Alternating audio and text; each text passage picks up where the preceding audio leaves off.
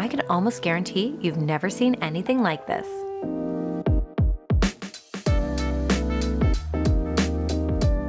Julie and I got started on the floor transition. First, I scanned an actual sheet of tile on my home printer and then printed off a bunch of copies.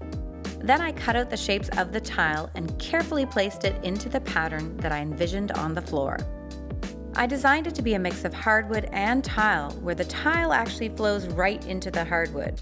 It took some time to get it just right, but now we're ready for Stefan to get his grout on and set everything in stone.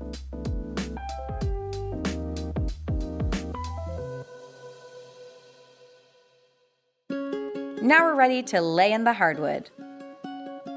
This design move is not for the faint of heart, but with a little patience, it can be done.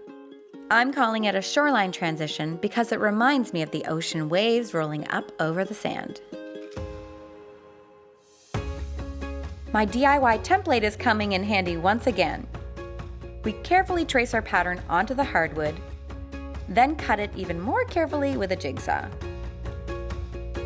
Just one more check to make sure everything lines up. I think it was totally worth the team effort.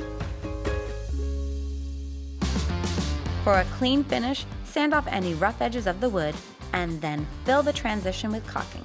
And there you have it, a seamless transition from tile to wood. I'm not gonna lie, it is a pretty complicated job, but look how gorgeous it is.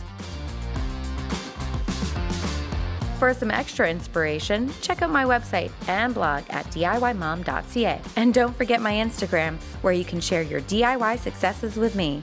I'd love to see what you're up to.